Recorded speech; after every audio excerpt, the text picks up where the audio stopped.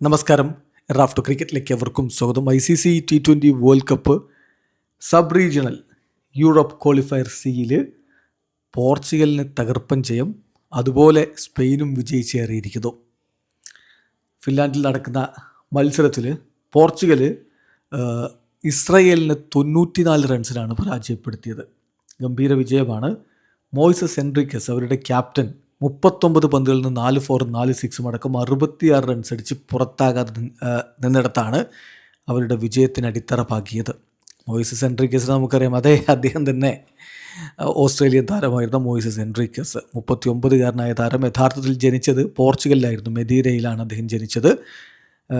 പിന്നീട് അദ്ദേഹത്തിൻ്റെ പിതാവ് ആൽവരോ പ്രൊഫഷണൽ ഫുട്ബോളറായിരുന്നു, പോർച്ചുഗീസ് പ്രൊഫഷണൽ ഫുട്ബോളറാണ്. അദ്ദേഹത്തോടൊപ്പം കുടുംബത്തോടൊപ്പം ചെറിയ പ്രായത്തിൽ ഓസ്ട്രേലിയയിലേക്ക് കുടിയേറിയതായിരുന്നു. ഏതായാലും ഇപ്പോൾ ഓസ്ട്രേലിയൻ ടീമിനൊക്കെ കളിച്ച് ശേഷം തൻ്റെ ജന്മനാടിനെ നയിക്കുകയാണ്. വേൾഡ് കപ്പ് ക്വാളിഫയറിലെ എൻറിക്കസ് തകർപ്പൻ പ്രകടനം തന്നെ നടത്തി. 39 പന്തുകൾ 66 റൺസുമായിട്ട് പുറത്താകാതെ നിന്നു. അതേസമയം പോർച്ചുഗലിൻ്റെ ഓപ്പണർ ദവാൽകുമാർ നറോട്ടം 46 പന്തിൽ 46 റൺസ് അടിച്ചു.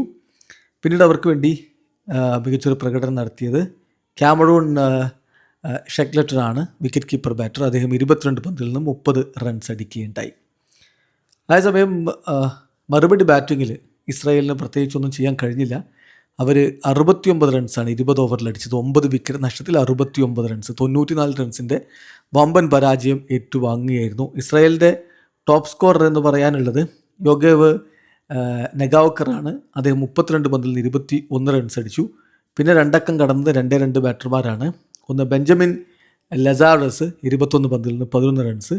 അതുപോലെ തന്നെ ഗബ്രിയേൽ ഷാചാറ്റ് 22 പന്തിൽ നിന്ന് 14 റൺസ്. ഇവർ മാത്രമാണ് രണ്ടക്കം കടന്നിട്ടുണ്ടായിരുന്നത്. അതേസമയം എഡ്വാർഡ് ഫ്ലെമിങ് പോർച്ചുഗലിന് വേണ്ടിയിട്ട് 4 ഓവറിൽ 11 റൺസിന് 3 വിക്കറ്റ് എടുത്തു.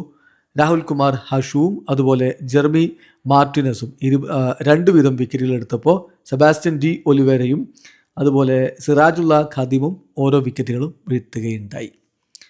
അതുപോലെ മറ്റൊരു മത്സരത്തിൽ സ്പെയിന് മികച്ചൊരു വിജയമാണ് ഫിൻലാൻഡിന് മേൽ നേടിയിരിക്കുന്നത്. 8 വിക്കറ്റിൻ്റെ വിജയമാണ് സ്പെയിൻ നേടിയത്. ഫിൻലാൻഡ് ആദ്യം ബാറ്റ് ചെയ്തുകൊണ്ട് നിശ്ചിത 20 ഓവറുകളിൽ 9 വിക്കറ്റിന് 131 റൺസാണ് അടിച്ചത്. അവർക്ക് വേണ്ടി Aravind Mohan, wicket keeper batter, 46 പന്തിൽ നിന്ന് 57 റൺസ് അടിച്ച് ടോപ്പ് സ്കോററായി. പിന്നെ രണ്ടക്കം കടന്ന ഒന്ന് അനികേത് പുസ്തൈ 18 പന്തിൽ നിന്ന് 19 റൺസ്. അതുപോലെ തന്നെ ഫഡാസ് മെഹ്തി അബ്ബാസ് 17 പന്തിൽ നിന്ന് 13 റൺസ്. ആംജദ് ഷേർ 7 പന്തിൽ നിന്ന് 10 റൺസ്. പിന്നെ അവസാനം ബാറ്റ് ചെയ്യാനെത്തിയ പ്യൂമൽ കരുണരത്ന 18 പന്തിൽ നിന്ന് 16 റൺസ്. അങ്ങനെ അവർ ഒരുവിധം 131 റൺസാണ് 9 വിക്കറ്റ് നഷ്ടത്തിലടിച്ചത്.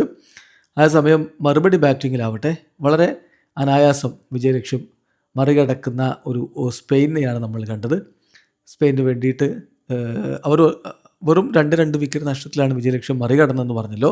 സ്പെയിന് വേണ്ടിയിട്ട് 49 റൺസുമായിട്ട് ഡാനിയൽ ഡോയൽ കാലെ പുറത്താകാതെ നിന്നു. അതോടൊപ്പം തന്നെ യാസിർ അലി 40 റൺസ് അടിച്ചും പുറത്താകാതെ നിന്നു. ഓപ്പണർമാർ 2 പേരും പുറത്തായിരുന്നു. ഗുർവിന്ദർ ബജ്വ 14 റൺസുമായിട്ടും മുഹമ്മദ് ഇഹ്സാൻ 25 റൺസുമായിട്ടും പുറത്തായിരുന്നു. ഏതായാലും 8 വിക്കറ്റിൻ്റെ ഗംഭീര വിജയമാണ് ഇപ്പോൾ സ്പെയിൻ നേടിയിരിക്കുന്നത്. അങ്ങനെ സ്പെയിനും പോർച്ചുഗലും മികച്ച വിജയങ്ങൾ നേടിക്കൊണ്ട് ഈ ഒരു ഗ്രൂപ്പിൽ ഇപ്പോൾ ആദ്യ മത്സരങ്ങൾ വിജയിച്ച് മുന്നിൽ നിൽക്കുകയാണ്. നമുക്കറിയാം, കഴിഞ്ഞ തവണ വേൾഡ് കപ്പ് കളിക്കാൻ ഇറ്റലി ഉണ്ടായിരുന്നു. ഇത്തവണ പോർച്ചുഗലോ സ്പെയിനോ ഒക്കെ വരുമ്പോൾ കാത്തിരുന്ന് കാണാം. വീഡിയോ അവസാനിക്കുന്നു. ക്രിക്കറ്റ് ലോകത്തെ കൂടുതൽ വിശേഷങ്ങളുമായി റാഫ്റ്റോക്സിൽ എത്താം.